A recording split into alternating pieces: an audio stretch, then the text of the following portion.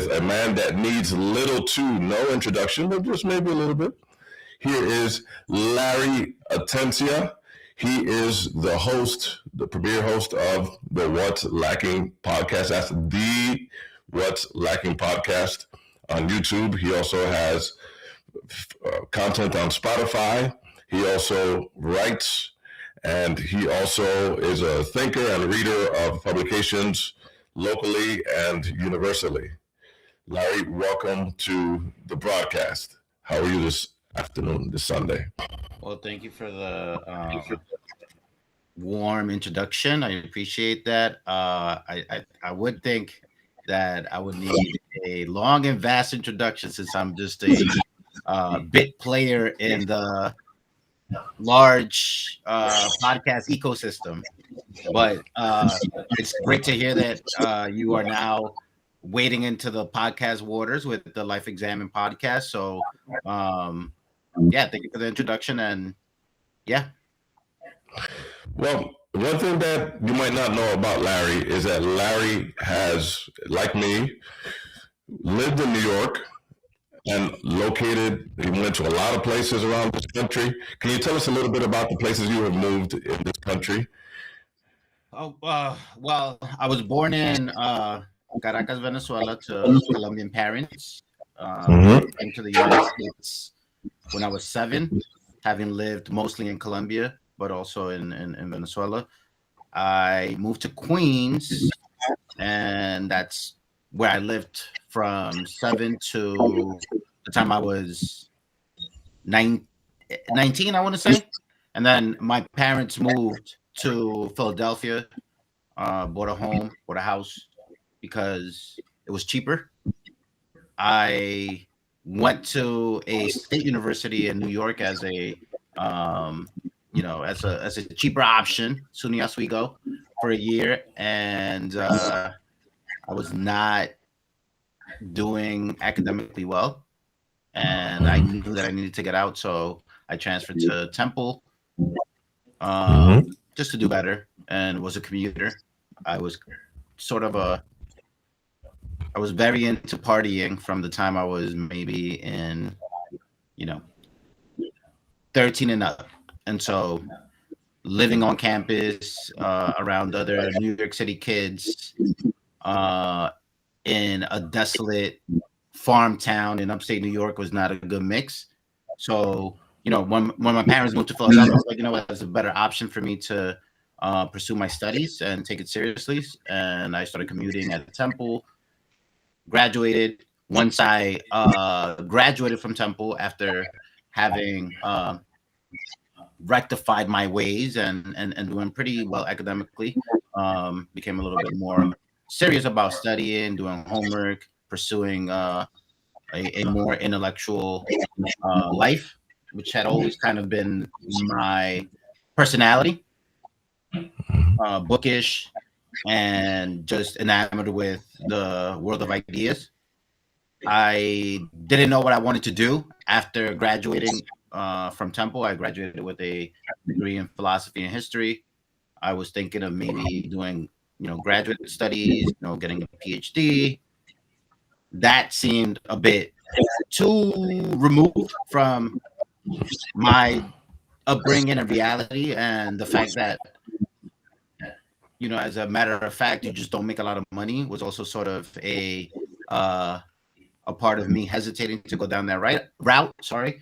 I also don't think I had the IQ and the aptitude and capability to be someone that would be secure in his job prospects. So, I'll probably, get into a small, unranked state university, do a PhD, maybe struggle trying to get a tenure track position. And so I was like, yeah, this is kind of a dead end. So I didn't know what else to do, and what the majority of people with liberal arts degrees, such as history and philosophy, what they end up doing is, teaching. And so I applied to a program called Teach for America, got into that program. I was placed to teach in the Bay Area, California, San Jose. I like the idea of only working for 9 months, and so it was a 2-year commitment to teach.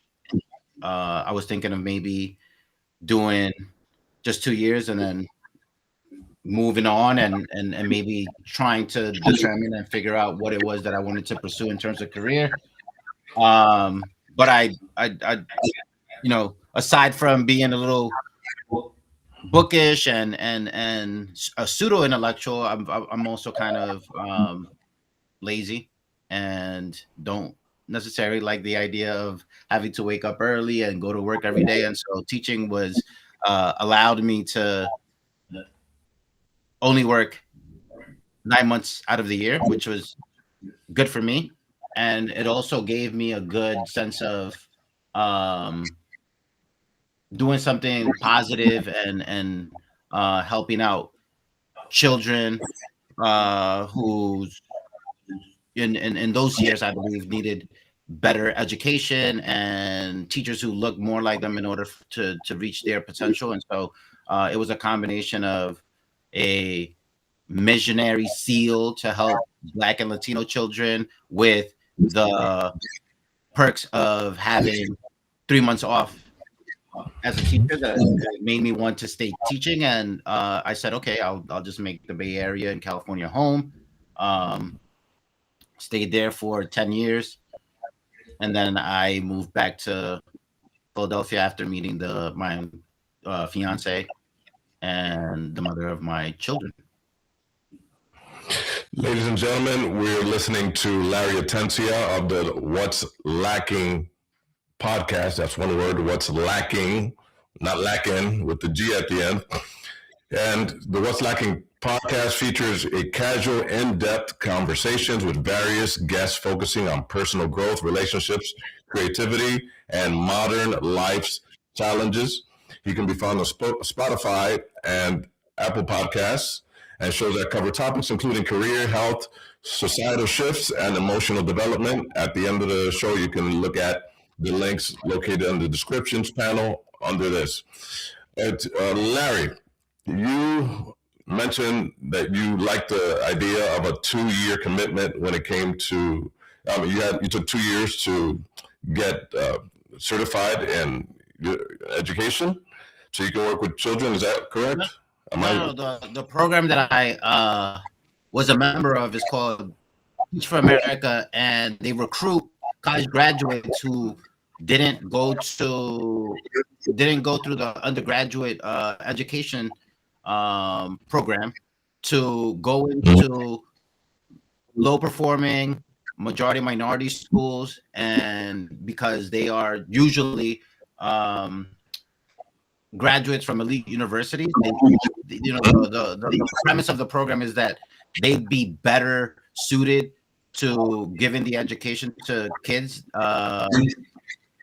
that is better than what typical education graduates would give those children. And so they're trying to recruit elite university graduates to teach children because they believe the status quo and the education programs of universities around America aren't fulfilling their obligations to give the best education to students. So I got into that program, and I'm not representative of the type of graduates that they recruit. They usually recruit,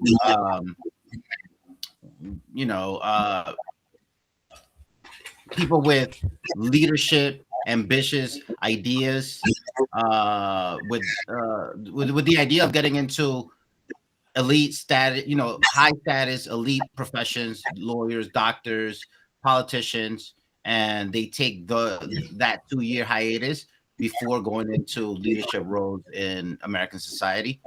And so I'm pretty sure, maybe I shouldn't be saying this, but perhaps it's true.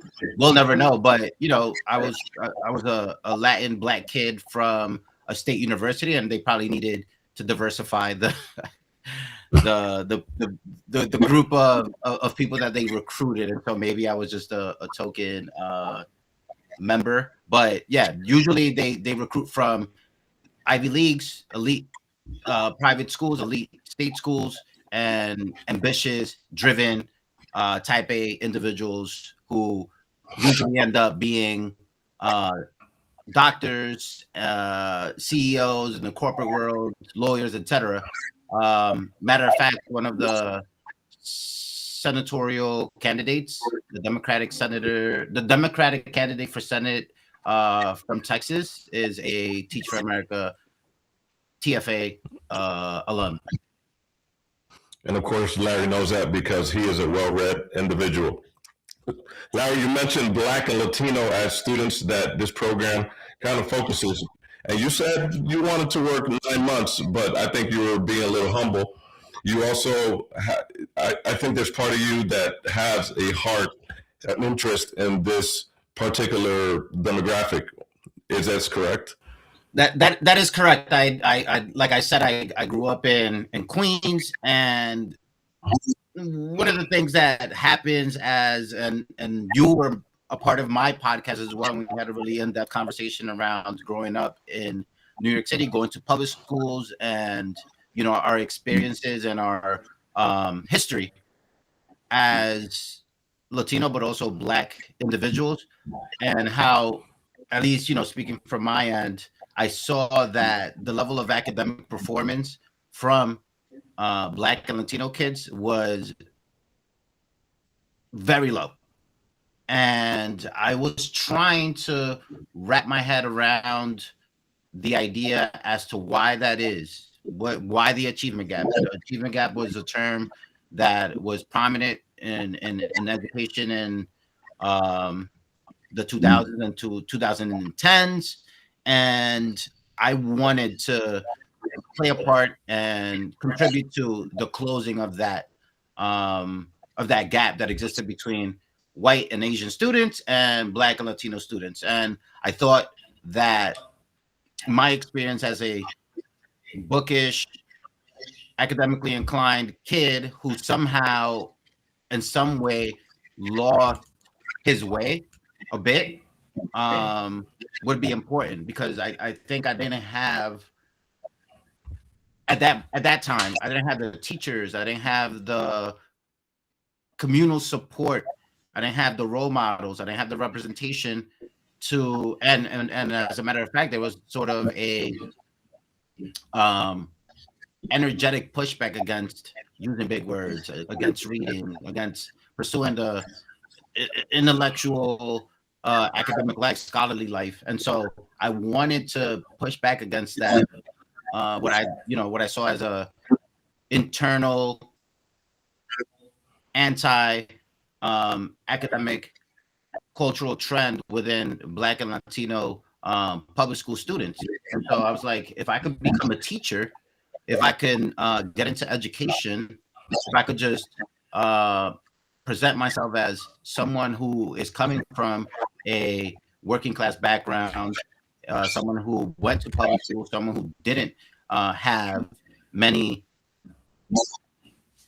supportive teachers, then I could become someone who could help those kids such as myself reach their potential, and not just such as myself, but even those kids who are not academically inclined, to at least do well in school and get the foundational basic academic knowledge necessary to be able to get into trade schools or just hold down a job. And so I did have this sense of wanting to give back, and maybe say save is too strong a term, but I wanted to be able to give the opportunity to kids such as myself and from neighborhoods where you and I grew up in to do well in school and to study and to take academics seriously and to prepare themselves to be productive members of society and well informed. Well said. Larry, you're someone who has described himself so far about 4 times in this interview as someone who is bookish. Now, what do you mean when you say bookish? I just love books. Like I said, books are repositories of the greatest wisdom and knowledge of the human species. And so just consuming and reading a lot is something that is an obsession of mine. It's I'm driven to do it constantly, and I just love the world of ideas. I love the world of authors, and trying to discover eternal, deep truths about not just philosophy or society or politics, but just everything in general. So I think books are the best way to be able to do that. When did you discover you had a love for reading? At what age? What grade? Just like Or just so? it's just always been there. I was always interested and with how society worked. I was always interested with why people said the things that they said. I was, one of the striking things about moving to America, and I think I mentioned this in the podcast that we had, was coming to the U.S. and seeing people that look like me speaking a different language, and trying to come up with an answer as to how that could be or why that was, and that leads you down the path of history, colonialism, etc. So just being curious about what the world is about, and just being curious about the world in general, makes you want to pursue those things, and not just and when you pursue it, the obvious place that you're going to try to find those answers is going to be in books. Well said. As someone growing up in New York City who was an intellectual from a young age, what were some of the challenges that presented themselves, if any, when you discovered that you had this love for something in books and not just through basic entertainment? Yeah, I mean, I wouldn't say I'm an intellectual, but yes, I like the world of ideas. Now, yeah, growing up in New York, in Queens, immigrant kid, in Colombian, Latino enclave, it wasn't necessarily hard, but you were definitely made to notice that your facility with words, your interest in books, was something that was not celebrated. You just were, you understood that wasn't necessarily the most central, most important cultural attribute that adults and children had. And so what was central growing up in my neighborhood with my family was, social events, partying, comedy, hanging out, family, and it's not necessarily that it was a negative thing. It's just the centrality of conversation, discussion, dialogue around deep questions and political questions wasn't the central aspect of any of the people that I hung out with. It wasn't part of my family. It was, pretty peripheral. Like, those conversations were had, obviously, and there were books around, but it wasn't. It was marginal. It wasn't the central thing that your whole family life and friendship life gravitated around. So if I would say big words, they would be like, "Yo, why are you using big words? Who you trying to?" Little things like that in school. Oh, you a nerd. Why are you reading? Why you always try to know everything? Like, so it was definitely a pushback from friends and people in school, and you would definitely try to be put in your place. And I knew that, like, growing up, I was into being curious and reading, etc. But I was also pretty social and had lots of friends, and so I knew that in order to be able to ingratiate myself into the more, a greater number of people, I needed to maybe tone down and tamp down on the need for deep conversations and using big words, etc. Dumbing down, I guess, is what people used to call it back then. As someone who's worked directly with children and still working directly with children, do you see some of the challenges that were present back then still in effect now? I mean, I think the answer would have to the expected answer would be yes. I have some different ideas around why it is that we aren't so academically and scholarly inclined, but I definitely do see that in this in the schools that I've worked and the school that I work at now. So the answer would be yes, to not get into a rabbit hole about other things and as to the deeper reasons for why this is so. Mm-hmm. So there you are. So there you are as a kid, teacher Larry. Christmas time comes along, and then he gets a whole bunch of books. He gets all the toys.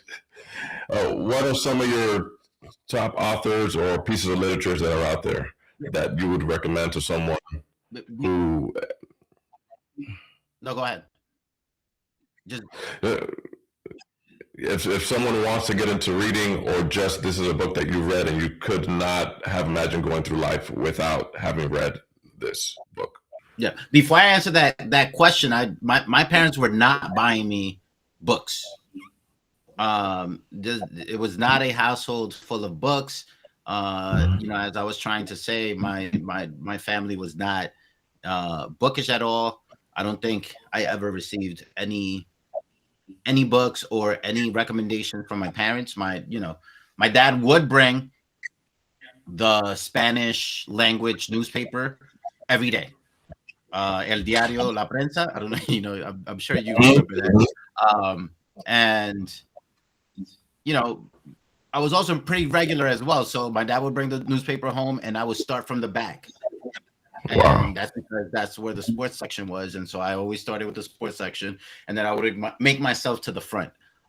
So yeah, if I'm honest, I don't think I can't ever recall seeing my parents reading a novel or a book, or them getting me a book. It was, do your homework, read the books that, you take out from the school library, read the textbooks that you have, but it wasn't like a recreational household that made central authors, literature, etc.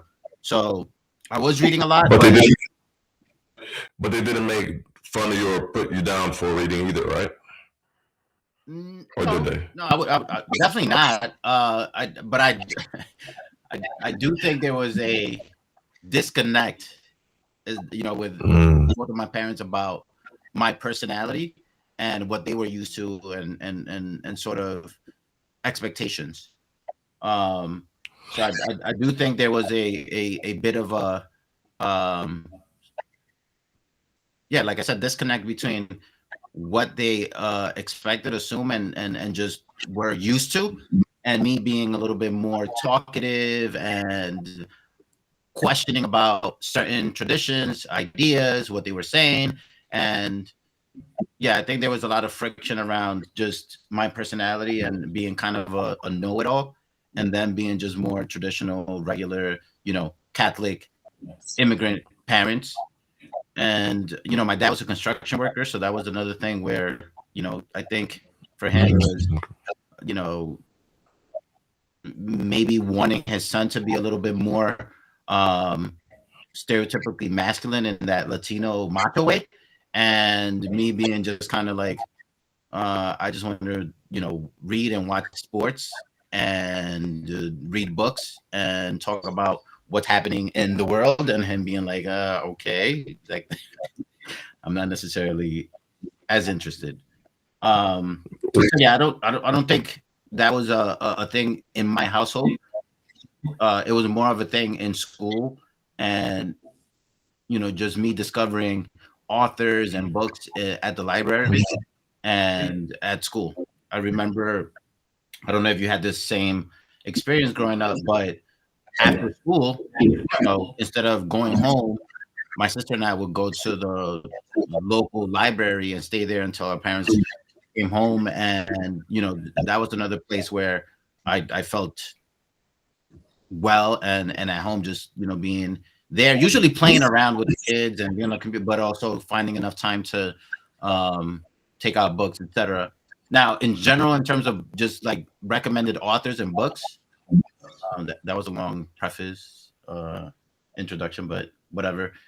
Who are my favorite authors of all time? I would say David Foster Wallace. I've pretty much read everything by him, and just incredible writer, intensely smart.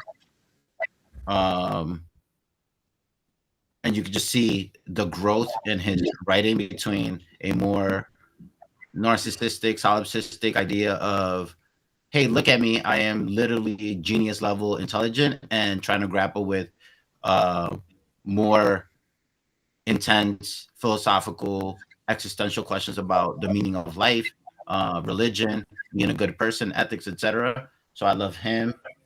I love Gabriel Garcia Marquez, just someone who was able to explore the meaning of being Colombian and the clash between modernity and traditional societies, and what it means for your identity, and what it means for us to just sort of inhabit two different worlds. I felt that way. That was like a very real, and I think, reaction to immigrants in America, but also for people living in Colombia in, let's say, at the turn of the century or even later, when technology came in and changed peasant, basically feudal societies into modern ones, and that transition was so quick and abrupt, and to deal with that psychologically and what it meant for you as a person was something that I appreciated in his novels with magical realism, but also especially with 100 Years of Solitude, and me connecting, because that's where I was at when I was 7. From 6 to 7, I was in the coast of Colombia, and coming to the U.S. The contrast between living in a small town, beach town, and basically being around peasants, and then coming to the New York City, capitalist, technologically advanced society. I think there's an element of magical realism that we all experience, moving from the third world into the first world. I know those two terms are anachronistic, but I think they capture the idea. Those two are like novel writers. In terms of social science and philosophy, I mean, it's a lot of people, the classics, and those people that are part of the canon, I adore as well. I think we're missing out by trying to not engage with them. Frederick Jameson, I was a leftist in my youth, and having discovered Frederick Jameson and his cultural criticism was something that was mind expanding, and just his sentences and his treatment of language was something that was amazing for me to see, just because he was dealing with criticism and politics and society, but in a way that was still aesthetically pleasing, and at the same level of aesthetic pleasure as novelists that I was reading. I would say those three are probably the three biggest authors that shaped me and in my youth. Excellent. So you mentioned identity a couple of times, and do you feel there's a disconnect between is there a dual role from being, say, of a ethnicity Hispanic, and then moving to America, and then having to identify what it means to be American? Do you play a dual role And then having to be black on top of that, is there what's going on there in your mind when it comes to that? Yeah, I mean, yes, 100%. I think I've had to navigate pretty rough terrain in terms of identity and having a sense of who I am and how I fit into American society. I think that America itself is having to reckon with its own identity in terms of how to see itself as a nation. I think to a large extent, a lot of the political and cultural talk and discourse has been centered around obviously the white and black discord and relationship. But I got to the U.S. in 1992. The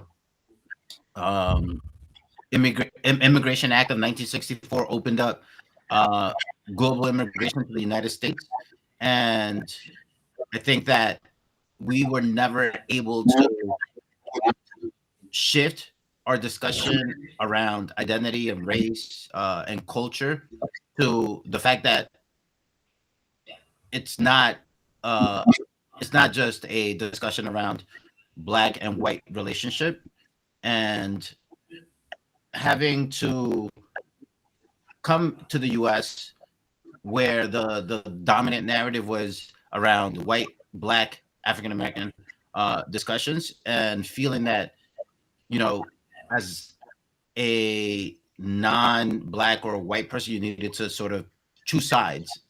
Now, for me, obviously, it was much easier to say, well, I'm obviously going to go with the people who are, genetically and racially more like me. And so I think I gravitated towards the black American culture.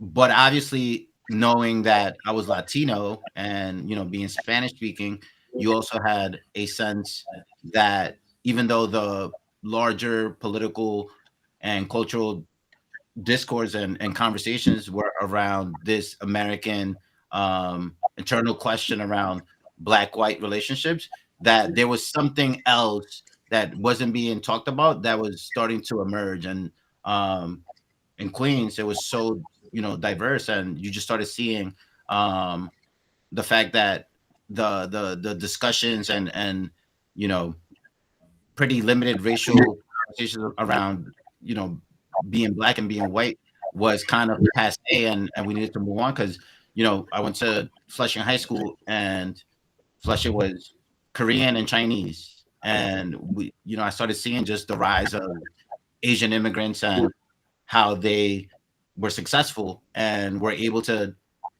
come in and do things that other groups hadn't, immigrant groups from my part of the world weren't able to do. I could see Indians coming in and, doing well as well. And so in my head, I was like, oh, wow, there's a whole long, deep conversation around other immigrant groups that are being had. And that was interesting to me because even though, yes, I had to choose, and I think most Americans have to choose sort of what culture to sort of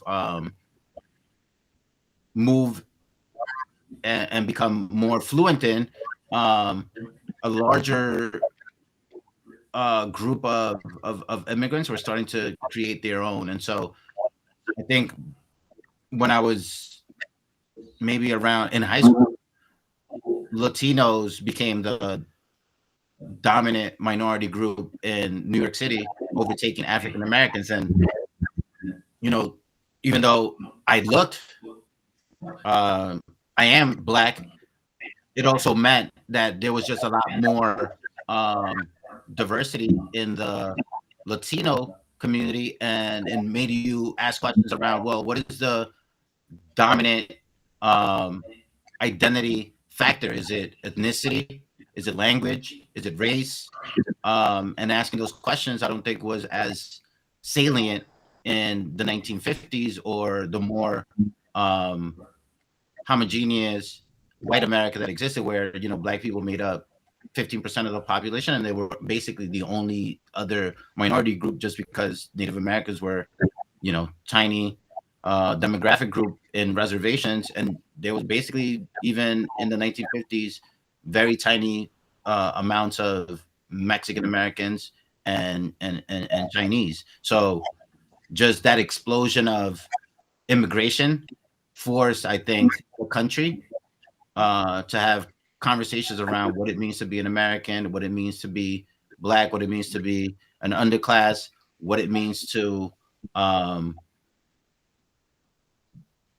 gain rectifications for past injustices. And so, let's say for something like affirmative action, where you're supposed to be trying to correct and fix historical injustices, does that mean that immigrant kids from Nigeria who are black, can they get the treatment that was meant to be for African Americans who had been here generations and who were actually descendants of slaves? Or could they, by dint of being black, also take advantage of those programs of historical justice? I feel like that was a lot, but hopefully that makes sense. I think it does. It makes a lot of sense. Larry, is it important for immigrants or people who move here to assimilate into American culture? Yes. In your opinion? Of course. I think we've moved too far away from the initial American ideal of assimilation. It used to be the idea that people from different cultures, immigrants, would come and would be part of this national melting pot, right? Like that was the metaphor that was used when we were growing up, where you have a pot, the pot representing America, and you put in all these ingredients in there, and then as you cook the pot, you melt it into something that is delicious, savory, etc. And so assimilation is the idea that we're all going to come in and give our cultural strengths, but that cultural strength is going to be used in the service of trying to maintain and elevate the American ideals of free speech, of the rule of law, of ambition, drive, prudence, hard work, etc. And so I think that recently there's been this push against that idea, and assimilation has been attacked as a colonial mindset, as something that is attacking of non-European, non-American cultures. And I think there's a discussion to be had around erasing certain cultures, certain ideas, etc. But ultimately, I do think that in order for us to live in a cohesive, harmonious country, we need to be able to come to a consensus as to what are the ideals that we want to pursue, implement, and I think we're losing that. In the Colombian community in New York, were they as unified as the Koreans or some other Asiatic cultures? I think so. I think there was a lot of unity. I just like I said, I think a lot of the unity was used in the service of parties, of hanging out, of going to having every Independence Day in Queens, we had the Colombian Day Parade, and the Colombian Day Parade was just a collection of civic community organization, getting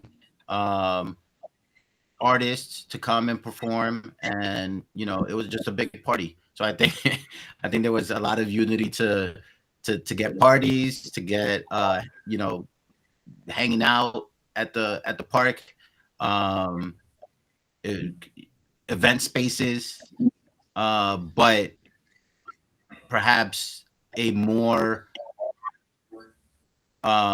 corporate capitalist idea of, hey, let's pool some resources and money together to open up some um, stores and banks, etc. Obviously, those things were being done, but I don't think to the level of more successful immigrants. In America, does racism exist in 2026? In general, or do you mean like in terms of the way that people have tried to establish that there's structural racism and that institutions are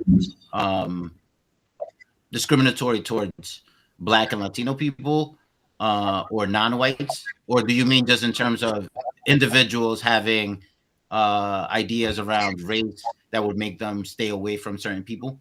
I think go ahead. Yeah, direct or perceived.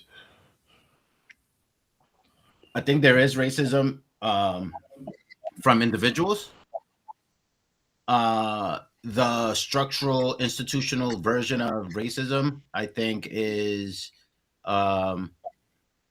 overemphasized and exaggerated. I don't think that I don't believe that it's a barrier the way that it was during Jim Crow or the way that it was obviously pre the civil rights era. So yeah, I'm not a person who is a proponent of the idea that structural and institutional racism is a major problem in American society today. Individuals, yeah, I mean, I think that's always going to be there. I think by nature, most individuals tend to be suspicious of other people from different races, from different countries, from different religious belief systems, etc. And so I think there's always going to be a level of racial and cultural suspicion towards others. But I do think that in America today, the idea of structural and institutional racism is overstated. Is there anything in your mind that is more important than the belief of racism existing that's a major problem in America today? Yes, I think having to look at yourself as an individual and take personal responsibility for your actions and for your family. I also think that as collective groups and communities, we also need to have conversations around what it is that we need to do together to take advantage of the opportunities that exist. And even if the belief is that the opportunities are not the same for all groups, they are still large enough and exist so that you are able to do better for the upcoming generations. So maybe not focusing so much on what barriers exist or how past historical injustices have impacted the way in which people are able to access or think about American opportunity, but really focusing on what it is that you could, within your own power as individuals and as communities, you could do to improve your lot. Are you like myself are a Black person that speaks Spanish? Are we allowed to speak about the Black community because our ethnicity or didn't you're not what they call a foundationally Black American? Or is that just a made up term to form further division? Having said what I said about there being a natural basis for suspicion of people who are different from you, and creating those divisions could be racial, but it could also be cultural, it could be religious, it could be a matter of sex, it could be a matter of sexual orientation, etc. So I think where you erect the divisions is going to shift and change depending on context. I don't, at this point in my life, feel that that I should just become fully attached to my biological and evolutionary drives. I think that we have the ability to fight back against those drives and be rational and try to come up with reasonable ways of approaching other people. I think you and I have had discussions around the best way to build relationships and to deal with others is by taking them as individuals and not members of their groups. And so that's where I want to make a calling for people to focus on, which is focus on individuals and what they bring to the table and what they do. So I'm saying that to say that I don't think it's my place to tell individuals or African Americans to believe that just because we share a racial background that we should then speak from a more Black universalist or Pan-African perspective.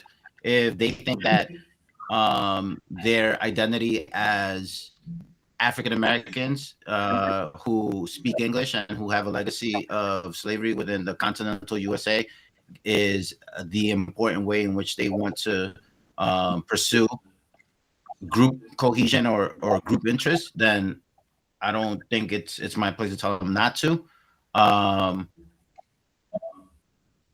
But I also don't feel comfortable talking about Black Spanish speakers and my experience and my beliefs being necessarily representative of that group either. And so for me, it's kind of like I don't want to have debates or discussions around what certain groups believe, have, etc. Unless it's a discussion that is trying to be productive or trying to get to a certain truth about people in America today, or people around the world. And so if ethnic identity is more important than racial identity, I'm perfectly fine with listening to reasonable people around why that is. If some people want to say that racial solidarity beyond just having the experience of being a descendant of American slaves is more important, then I'm also open to that discussion. I think it's just a difficult conversation to be had because there's points for and against both positions. My experience as a Black man in America is similar to the experience of many African American men, but it's obvious also that it's also very different as an immigrant, right? And so where should we focus our energy? On the overlap of the Venn diagram where we share similar stories, histories, experiences, or do we focus on how our experiences and histories and biographies are different as groups and as individuals? It might be that at a particular moment and context, it's important to focus on the differences, and it might be that at a different time or moment, it might be important to focus on the similarities. Who knows? Have you ever been perceived to be just a non-Spanish speaking person by a black person, and then when you speak Spanish, you've been looked at strangely, like you let them down. Like, I thought you were one of us. That you can't be part of the club anymore. Like you hang out with your little Spanish friends. I feel like Have you ever gotten? I feel like this question is the answer is already obvious. Yes, that's especially Okay, so let's move on. yeah, Go ahead. especially growing up. Because I came at 7, so I had a thick accent and I still have an accent that people can pick up as not quite American. And so, yes, it's definitely something that I had to deal with and experience, and just the pain that comes from having let someone else down who was looking up to you and expecting certain things is always funny because it's like I didn't do anything. Like the Just not disappointment, enough. yeah, the disappointment is palpable. It happened a lot too when I was younger with black women as well, where it was like they were definitely attracted, and then I started talking, and they're like, I don't know. They're like, I thought, yeah. It's like, I'm sorry, we can Do you still get try it out. do you get disinvited from the cookout? Huh? Do you get disinvited from the cookout? Not disinvited, but definitely not as embraced as we probably assumed they would in the beginning. And to be fair, I think that this goes back to the my last comment, which is there's a lot of conversations in the immigrant community that sometimes make African Americans feel hesitant to embrace and engage with Black people from non-African American communities. And so there's that level of it too, where I think the defensiveness comes from discussions and conversations that they've experienced and that perhaps made them feel uncomfortable, especially in New York City. Like, the Caribbean, African American discussions and dialogues sometimes are pretty difficult. African from the continent, immigrants and their conversations and discussions and dialogue with African Americans also pretty difficult when I was growing up. And those are things that I think cause a little bit of defensiveness from African Americans. If you were to go back to Colombia tomorrow, would they consider you not Colombian, or you're not Colombian enough? Or would they consider you an American because you spent so much time in the United States? Would they take away your Colombian card? Good question. They definitely wouldn't consider me fully Colombian. They would definitely consider me more of an American, and I think with good reason. I've been in the U.S. this is going to be my 34th year. I came as a child. I was formed here as a man, and my accent in English is Latino inflected, Spanish inflected. Sorry, but I also have an accent in Spanish now because I've been speaking English for so long, and so the experience of the long living immigrant in the U.S. I think it's pretty universally to feel that you're neither from here nor from there, right? And this hybrid identity where you don't feel fully American, but you don't fully of your original country is a existential tension that all of us as immigrants need to deal with. And it's something that I feel acutely a lot of times. I'm getting better at just accepting the fact that I am never going to be a person who feels and has a fully American mindset, but I also know that I'm never going to be a person who has a more traditional, fully Colombian mindset either. And it's just this embracing of my hybrid mixed ideas and identity. When you looking for someone to share your life with, how important was you? How important was it to you that they be Colombian or speak Spanish, or did that not factor at all? What were some of the things that were important, and what some of the things that were negotiable? Well, first of all, as a man, we just need to be honest. We are looking for just someone that we are attracted to and that we find beautiful, and that's about it. She could have been Colombian, African American, Jewish, white, immigrant, recent immigrant, um, whatever. Honestly, to me, it doesn't matter. I was just looking for someone that I would be attracted to and that I would connect with at a deeper level. But it wasn't necessarily that I was looking for anyone with a particular set of criteria.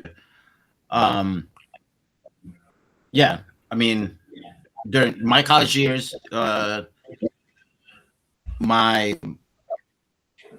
had two girlfriends. They were both African American. In high school, I had, one girlfriend. She was Colombian. In California, I had a Filipino girlfriend, and I was in my 20s, so I didn't have necessarily lots of serious relationships, but I encountered romantically lots of Sure. women from different racial groups, from different ethnicities, from different backgrounds. So for me, it was just, it wasn't How important? my choice of partner wasn't a political statement. Is it for a lot of Colombians? Is that important to them that they marry somebody who is Colombian, so they can bring out so they can bring home to their parents, so they can dance cumbia? Yeah, I mean, I think for all immigrant groups, that's super important, right? But I think it's also a matter of, I think being a Black Latino, it's a little bit different as well, just because in Latin America, there's a lot of racial mixing at the level of proletariat, working class people. The elites tend to be predominantly European descended, and so they might be a little bit less willing to marry people from different racial groups or from different social classes. But in terms of African descended Latino people and indigenous mestizo people, there's a lot of mixture. And so I think it was more important that they be Colombian, just because your parents would feel comfortable with that. But if not Colombian, also just Latino, Catholic, just people who had shared your cultural values and ethnicity, rather than it being like, it needs to be white Colombian or mestizo Colombian. It was more like, if we could communicate with them and we could share in values, and we don't have to sort of have a cultural education, then that should be fine. But yeah, I think my parents wanted me to have a, if not Colombian, but definitely Latino partner. But ultimately, they also knew that I was kind of different, and they just wanted me to settle down and have children ultimately. But yeah, I think they would have preferred a Colombian girl, or if not that, maybe just Latina. Is there discrimination against the lighter Colombians versus the darker Colombians, or the ones in the middle? Do they make that much of a distinction between the shades? Is there colorism as much as there is in places like Cuba or other places? For sure. I mean, I think there's a lot of mixture and a lot more friendships and marriages and interactions between people from different racial groups, but you still have a hierarchy, and people do tend to make comments and tend to want more European descended people as partners, and there's this element of the racial hierarchy that exists, I think, in the New World, and America, the Caribbean, etc., the colorism that you were talking of. So yeah, it does exist. I don't think it's as pronounced because of the history of the offshoots of the Spanish Empire, but it definitely exists. Okay. Once again, we're talking to Larry Atencia of the Whatslacking Podcast. Very interesting man. The Whatslacking Podcast features casual, in-depth conversations with various guests, focusing on personal growth, relationships, creativity, and modern life's challenges. You can find them on YouTube, Spotify. He also writes. So take a look at some of the essays that Larry has written too. I know we kept you here for an hour, Larry. Do we have a little more time with you? I could do maybe 30 more minutes. 30 more minutes, excellent. Okay, so I know you're not on social media like that aside from YouTube, but if you're on, especially X right now, it's an open speech platform, and you really get to see what people think when they're not in front of you. And there's seems to be a section of X and social media, and not to focus on the negative, but just focuses on if black man and a white woman or any other kind of woman get together, she is kind of ruined for the white man. So now she's no longer, I guess, clean. What do you think about the free speech? Is there any limits to it, or should you just ignore stuff like that because it's just a small sect? Well, first of all, that's kind of a weird position to take. I guess it goes back to our commentary around individual ideas of racism, right? Like that's kind of a weird thing to think. But I'm all for absolute. I'm a free speech absolutist. If they want to say those things and they believe those things, I don't think they should be stopped. I don't think they should be censored. But yeah, I mean, I think in 2026, the choices that people make for who they want to sleep with or be with shouldn't be held against them. It's something that it's an individual choice. If a woman wants to choose for sexual partners a black man or a Chinese man or Jewish man, it shouldn't matter. And if she wants to choose as a white woman, only white men, it also shouldn't matter. I don't think, like you said, I think it's just best to ignore those conversations that I don't think they're adding much to the political or intellectual dialogue to make those type of comments. But I also wouldn't censor it or tell them that they couldn't say it. If that's their belief, they might have reasons. I don't know. Larry, how important is family to you? Family is super duper important to me. Yes, obviously, it's something that I think is the foundation of civilization. It's the foundation of society. What you teach, you do, and how well you take to have a flourishing, nourishing environment for your children. How well you are able to treat your partner, your wife, your husband, is also important in maintaining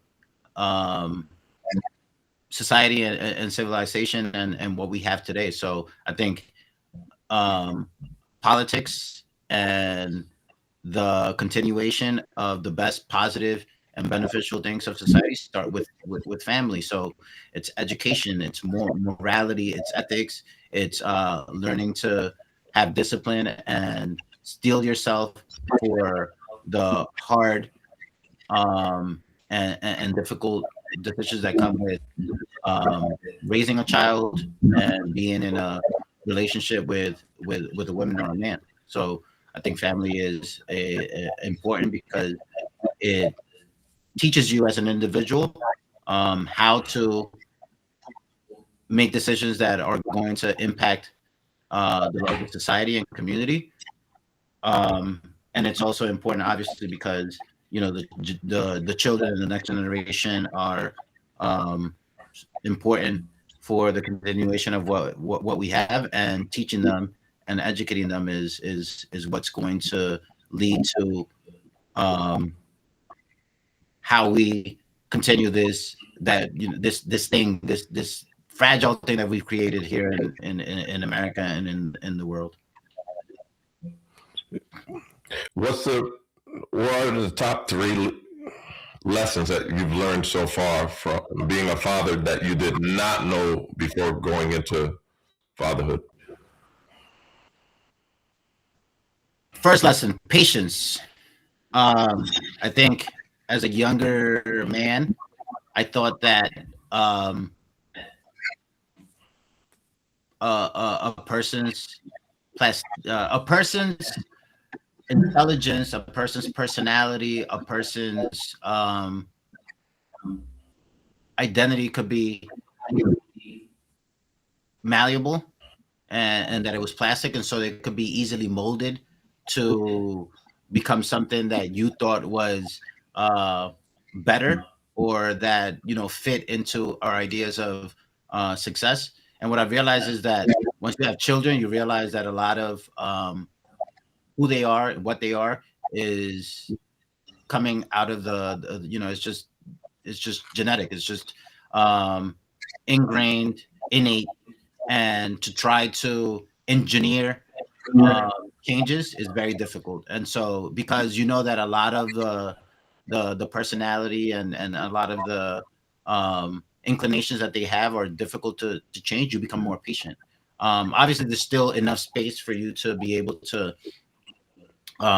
impart knowledge and to guide and mold, but it's a balance between what cannot be changed and what can be changed, and knowing where and how to press those buttons is important. So I would say patience, discipline is the second one that I've learned.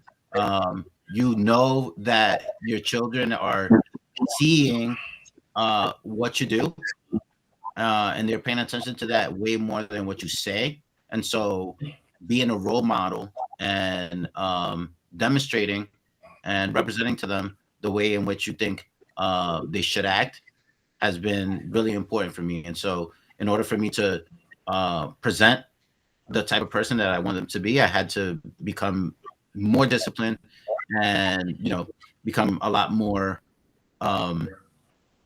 responsible, mature, and careful with how my actions fit into certain ideas of what I thought a good person and a good man was. And then third lesson, the third lesson, I guess, would have to be just, I think those two lessons are pretty much the two biggest ones, because everything else just seems to be an offshoot off of that. I'm going to get into just becoming more committed to just one woman. But I think that's part of discipline and modeling for your children, the family unit, and the idea of loyalty and being honorable. I may know this, but for the audience, do you have boys? Do you have girls? Yeah, I have two daughters. One is 6 years old, and the other one is 10 months old. And do you think if you would have had a boy, the lessons would be different? I don't think so. No. Yeah, I would have modeled and maybe have given a little bit more. I would have tried to impart more wisdom as to what it meant and to be a man, a gentleman, which I don't think are conversations that I might have with my daughters, obviously. But in terms of being disciplined and modeling and showing myself to be the type of person that I would want my daughters to marry or to be around or to be friends with, I don't think would have been as different. The only thing is the conversations and discussions that I would have had with a son as they tried to navigate becoming a man would have been something that would have been super important for me to do. What are the top two things that come with the benefits that come with monogamy?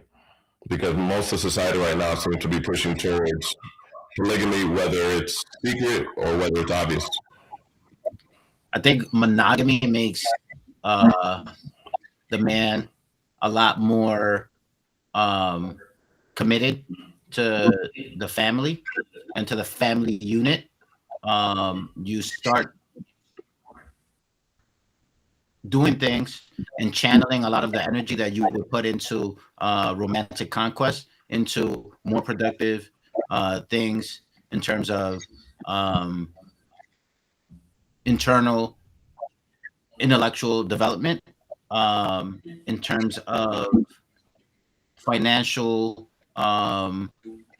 independence and maturity and responsibility, and just centering the family and knowing that a woman is much happier and also able to feel comfortable when she knows that a man is going to be there for her and her children, leads to just I think a more secure and stable society. Since family is the foundation of society, as I had mentioned before. If your daughters watch this podcast or with Larry in 20, 30 years, what is something that you would say is you would wish for them and something that concerns you about them in 30 years? Wish for them and concerns? Yeah, societal or for them personally. What I would wish for them is a happy family life with many children. I want a lot of grandchildren. I think humans and humanity is the greatest resource in the planet. And, I'm not a misanthrope. I love people. And I think in order for us to continue with this beautiful, fragile, imperfect experiment, we need more people to be able to continue it. So I would want them to be in a happy, stable marriage and have family with lots of kids. My concern, and it's a concern that has been plaguing me recently with the rise of AI, is just how will they be able to make a living? How will they be able to do the things that I wanted to do in terms of family and having children if the prospects of jobs and the economy are dire as it seems for it to be. So that's my concern, just their ability to make a living as young people in the future with the rise of AI. Excellent. Now that you're a parent and you've been a parent twice over now, what have you learned anything from your parents or anything that's clear about the way that they raised you or something that makes sense now perhaps you didn't get before? What have you learned from your parents? Has it brought you closer to them, or did you decide to go another route from what you understood of parenting? Completely different route. I think we all go through a phase where we blame our parents for a lot of the psychological trauma and a lot of the unhappiness that we experience when transitioning from being children into adults. I've let go of that. I think I was under the grip of a sort of Freudian idea that your personality and all of your faults are due to how your mom or your dad treated you when you were 5 years old or during potty training. And I've come to realize that, as I was saying, previously, that a lot of the things that you are genetically predetermined. Personality wise, I know that I was sort of, depressive and ruminative. And sometimes you want to find an explanation for why it is that your personality is the way that it is. And I think as a shorthand, a more Freudian explanation is easier, and it places the blame on someone else instead of you just taking a deep hard look at yourself and saying, hey, maybe that's just the way in which my genetic predisposition made me be.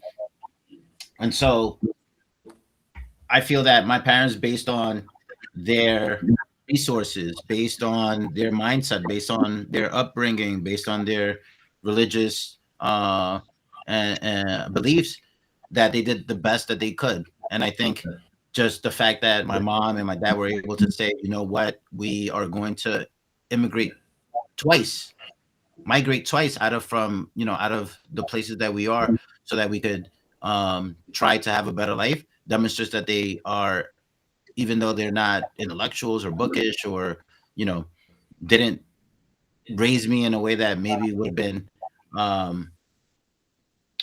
more ideal for me, it does show that they wanted to do things that would give me a better opportunity to have a better life, right? And so I'm thankful for that. They got up and moved from Colombia to Venezuela, and then from Venezuela to the United States. And without them doing that, who knows where I would have ended up? Who knows if I would have not had the opportunity to live in a society that is affluent and that is rich and is technologically advanced. And so what I learned is doing your best, trying your best, and setting up your kids, giving them the opportunities to do better than you. And so that's what I'm doing. But I'm I'm very different from the way that they were, because I think I have certain beliefs around family and values that were different from theirs. Okay. That kind of answered my next question, which was going to be: is it important for parents to know their children, or more important for them to direct you in the direction that you can be more successful in? Both. Because if you know them, then you're able to determine what sort of lessons, directions, classes, books, how to give them things that are going to make them feel successful, and that are going to be that are going to fit into their predispositions. So if I know that my child is someone that, based on me knowing them and having conversations about their interests, is going to be much better suited to being a person that enjoys and plays sports, I'm going to move in that direction. If they are someone who demonstrates an aptitude and facility with numbers and mathematics, I'm going to push them in that direction.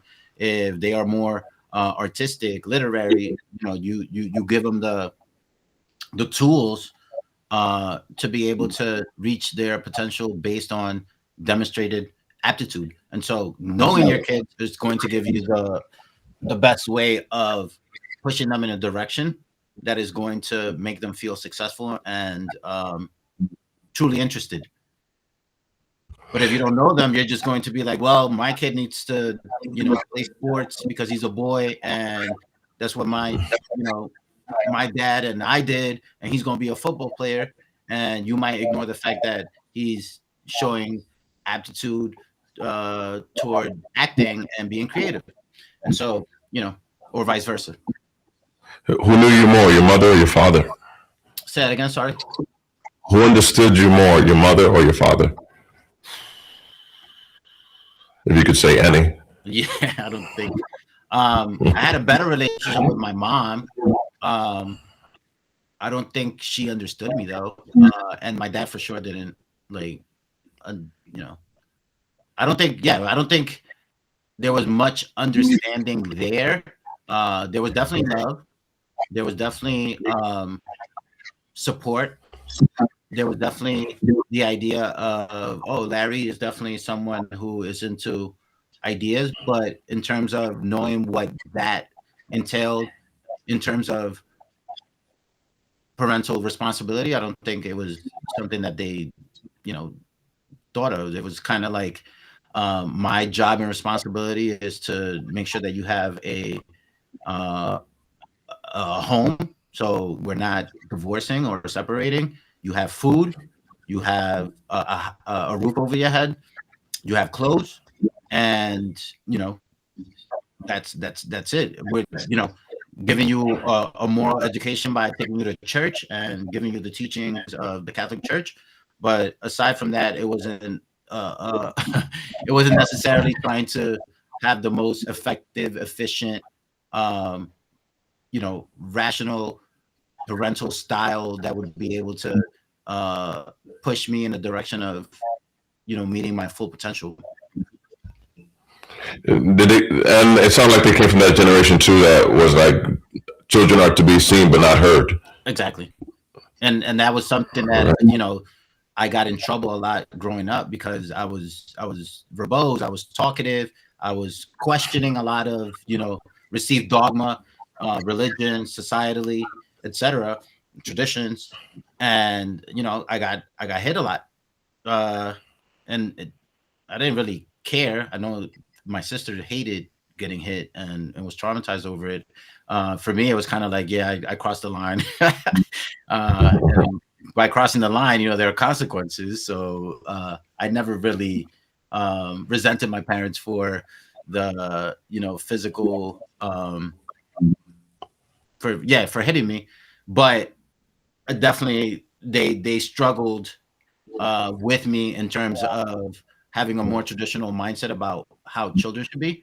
And I think it's also just part of the immigrant story where you come to America, and one of the great things, but it could also become corrupted and going to an extreme, is the individualism and of American society. And I think they struggle with that just because I think as an immigrant coming to America, I enjoyed and still believe in the individualism that is part of that American national identity. But it definitely got me in trouble with my parents, who were a lot more traditional and communal, and the idea of hierarchy. Like, you don't talk back.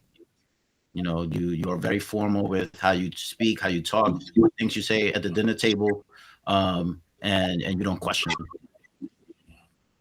In parenting your children now, is there anything that even now or in the future that they might look at and you might want them to understand about your parenting style? That they might not understand the why, but they might not like something, but it might be because they don't understand it. Is there anything that comes to mind, sir? Yes, very very much so. I like to call myself a tiger dad. It's a it's an allusion and reference to Amy Chua, a tiger mom. Like this stereotypical Chinese Asian mom that pushes their kids to be the best at academic pursuits, where an A minus is called the Asian F.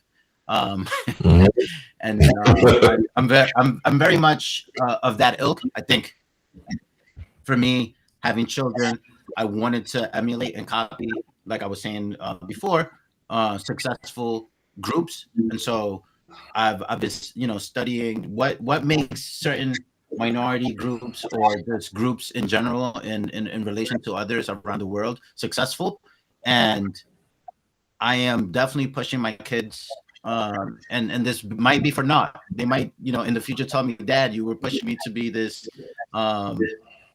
academically successful kid, and it doesn't matter anymore because all of our ideas, needs, and information is handled by artificial intelligence. But as of today, as of right now, I'm very strong. I'm very forceful when it comes to reading, arithmetic, and just being able to access information so that she could be very successful in school. And so I'm very tough on her when it comes Marilyn. The second one also, although they say that you're usually a little bit softer with the second one, but with Marilyn, I'm very much very demanding of her and of her performance in school and as a reader, as a person doing arithmetic, with how she speaks, grammar, etc. Um, yeah. So that's something that she might in the future resent me for. Maybe she is not cut up to be academically inclined. I think right now, like you were telling me, like you were asking me um, about understanding. I feel like I have a pretty good understanding of who she is, and I think she is capable. I think she has the ability. I'm not sure that she'll be academically gifted, but I don't want to say that yet because she does. She is a quick learner, but not necessarily as curious and as enamored with learning and books and ideas as I am. So we'll see how that goes. They change so much during these years that it could go either way. And so if I come to the conclusion that maybe I'm pushing too hard and it's not something that is going to make her a better person or is going to make her be her best self, then I'll probably fall back a little bit. But as of right now, I'm Tiger Dad. Yeah. How important is it that the father nurtured the daughter? In your opinion, how important is it? I mean, or show? I think it is. I think it's important for you to be nurturing, for them to have the belief that your love for them is always there unconditionally. But I also think that there needs to be a balance between nurturing so that it doesn't become suffocating and being demanding, and knowing that your respect and your love is also predicated on doing the right thing and doing things so that you could achieve the validation of the people that you love and care for. And so I'm not very nurturing, but I think that's just a biological fact as a man. But I do think that the love that you have for your children is obviously immense, and so you're naturally going to be nurturing, but I feel like it's also your role to establish that your acceptance and your belief in them is predicated on performance and what they actually do. It's not just going to be given simply because they are who they are. And I think as a man, you need to be able to find that balance. Whereas I think a mother perhaps doesn't have that parenting idea of withholding a little bit of your validation to push them to try to get it, so that there's always something that they're striving towards and working towards and internalizing inside laws, rules, and ways of being that are meant to uphold certain ideals. So you think about their future even before way before it gets there. Yeah. If you internalize getting acceptance and validation based on your performance and what you do and not who you are, then when you go out in society, you're going to try to do things that are going to get validation based on merit and results and outcome, as opposed to saying, well, everyone has to accept me and love me and give me something just because of who I am. Larry, moving on, I know we just have a little bit of time left. How important is religion and politics to you at this point in your life? Do they factor? I mean, I'm not a believer. Um, I think the religious question is complex. The religious question is something that has preoccupied um, greater minds than me throughout the ages, and so I stand on the shoulders of giants who have tried to answer the question of um, religious truth, etc. So I think that trying to come to an answer is a difficult one, and everyone has to pursue to the best of their cognitive capacities a resolution or balance in their own minds. For me, it's difficult to believe in any um, religious doctrine or school, just because I'm I'm a descendant of the Enlightenment and rationality and the scientific method, and just believing in a virgin birth, or you know uh, Prophet Muhammad having written the Quran through spiritual communion with Allah, etc. Like, those are things that are very difficult for me to accept as a rational post Enlightenment figure. Having said that, and we talked about this in our podcast, and this is something that I've talked to in my own podcast as well. There is, I think, a utilitarian functional um, reason to try to uphold religious traditions. I think they act as a anchor and give people the structure and discipline that they need in order to be able to lead good ethical lives.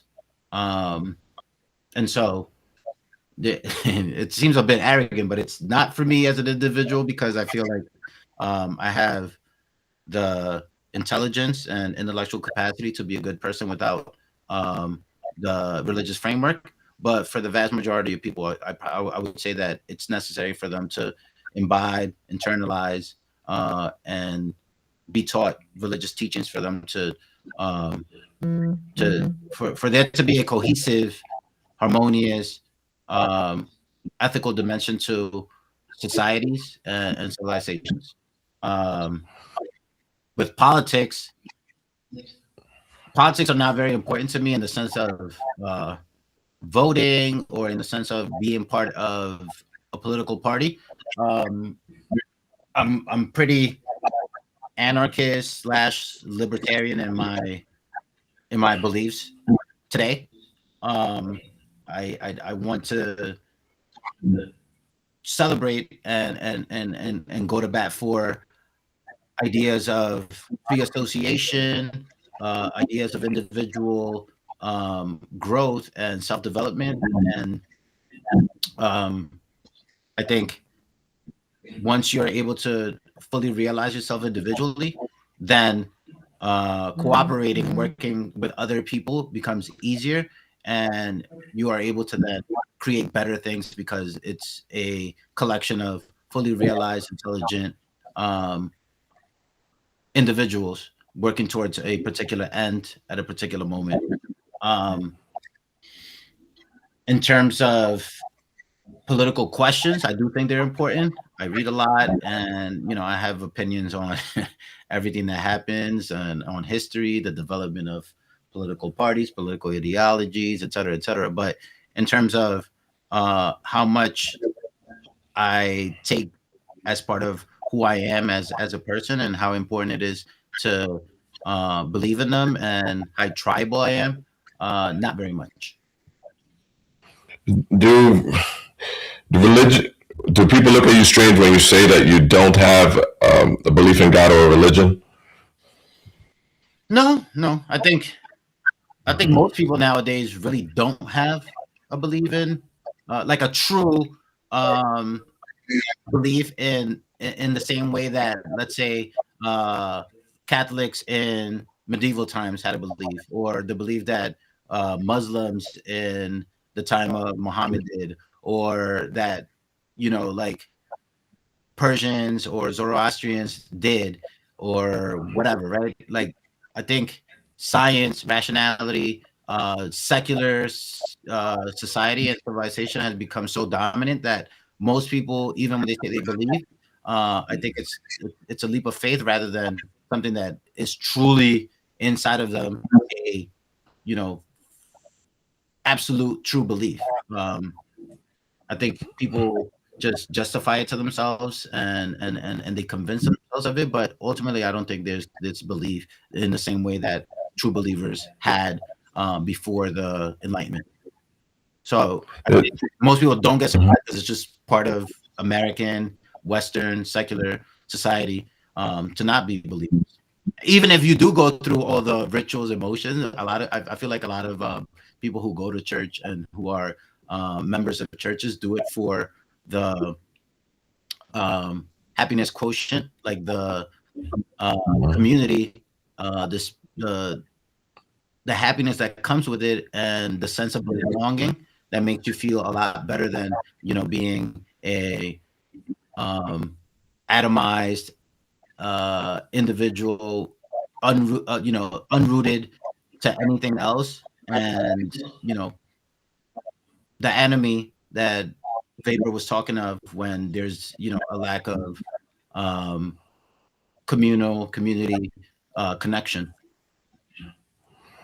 What are your thoughts about the afterlife, if any? I mean, I think it's all. I think we just go into the vast, indifferent nothingness, and we just go, completely offline. But I do wish that reincarnation was a thing, and that I would be able to come back as a better version of whatever it is that I am right now. There are some good philosophical, statistical arguments for reincarnation, and which I'm not smart enough to get into, but I don't think it's super crazy. But yeah, I think the preponderance of evidence and rationality tells us that after this, there's nothing else. Do you think most people who believe are really lying to themselves because they're afraid that in case they die, they don't want to go to the wrong place? You know what? I used to think that, and I would say a large percentage or proportion of believers believe because of that. But I also think that the universe and existence is so weird and so mind-bendingly interesting that there is a legitimate case to be made for something out there greater than us having created this. Now, obviously, the stories of Christians, Muslim, Jews, Buddhists, Hindus, etc., probably don't conform or are close to the actual truth of a greater creator or entity. But I don't think it's off base or crazy to think that existence as it is right now is the result of a greater creator entity.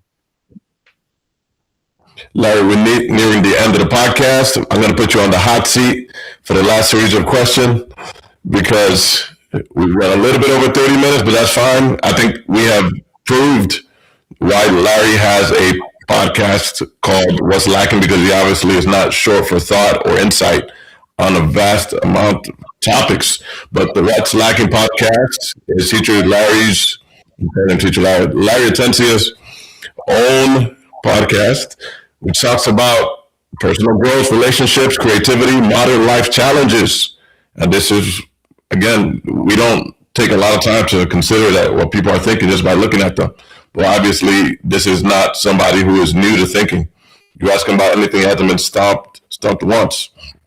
So, Larry, just a few questions, just like you do on your podcast that I already appeared on twice. What songs are you currently listening to now that you wish that more people would listen to, or just makes you feel ready to take? I love that question because I was talking to another person, a friend of mine, about Pink Floyd's "Wish You Were Here." which I think is probably, I mean, I told her that it was probably the best song I've ever heard. Just because the lyrics are, I think they were supposed to be about an ex-member of Pink Floyd and went crazy, but the way that I interpret them is a philosophical treatment of nature versus industrial technological cage, right? And so there's this sort of tension between authenticity and the individual raging and fighting against the technological, industrial, capitalist, faceless, bureaucratic prison that we all inhabit. And how do we gain liberty? How do we gain freedom from that? So that's what I take from that song. I hope that didn't come off as highfalutin and way too way too high on that song, but every time I hear it, I'm like, yeah, there's nothing better that I've ever heard. Yeah. Any other song that it's in your rotation every morning when you're on your way to your car, your train, to the supermarket, the gym? I mean, in English, I think I've gone back to "This Can't Be Life" by Jay-Z, Benny Siegel, and Scarface. Yeah, you know what? I didn't listen to music for like 6 months, and then I listened to the new J. Cole album just because I was such a big fan of his when I was younger. So I'm like, might as well give it a listen. And it just brought me back to hip hop and music, and so I've been listening to music a lot more this past, I want to say 2 weeks, and I don't listen to anything new aside from the J. Cole thing, but just being transported back to certain periods of my life is always a little hard too. Just feeling nostalgia, feeling melancholic over past selves that you had to kill, to sacrifice for who you are now. Always hurts. A good hurt. Yeah, exactly. What another one that I've been loving, sorry, is what is it called? By Drake, "Take a Shot for Me." I think I forgot the name, but I love that song. And definitely took me back to 2012 Oakland. Yeah. Getting out. What are some movies, and we're definitely going to have a part 2 for this because Larry has to get back to his real life. What are some movies that are some of your favorites, or you would recommend, or you said people must see this? I mean, we when we did our podcast, that was a long chat around movies. Want to do a top 5? Yeah. 3 or? Mulholland. Well, first of all, favorite movie of all time, Tree of Life.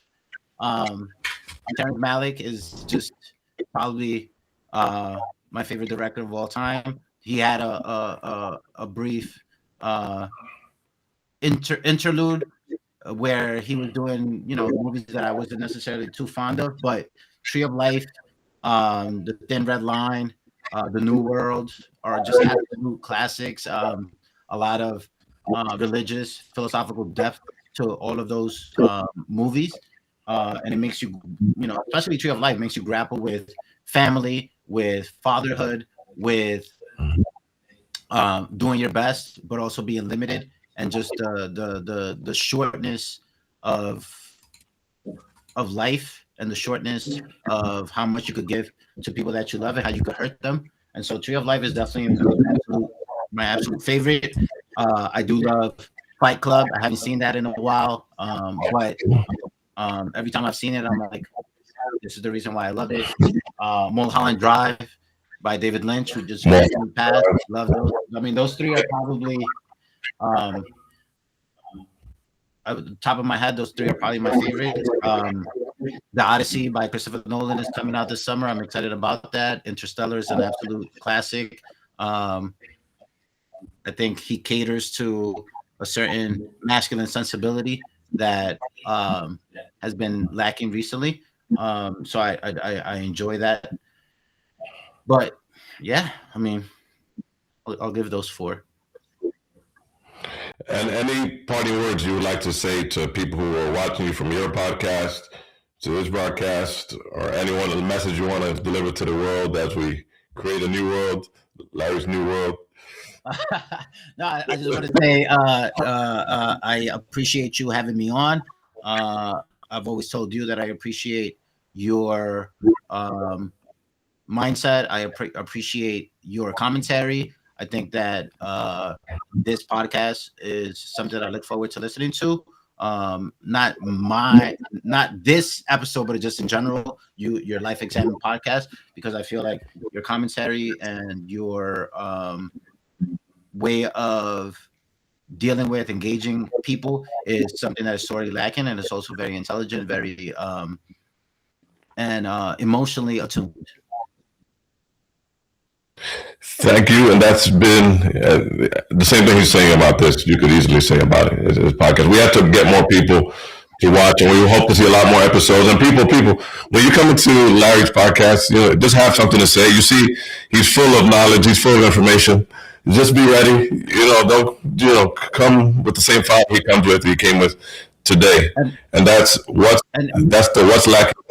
I'll let you have the last word. And I'd be remiss if I didn't say that, Gilbert Elisa also has a lot to say, has a great repository depth of knowledge. I talk a lot, and so I didn't allow him to push back or have enough commentary for that for people to see that. But I'm sure that it's you're so good at interviewing that you're like, it's not about me, it's about others and the person that I have on. So I appreciate you letting me talk as much as I did, while also I'm sure holding back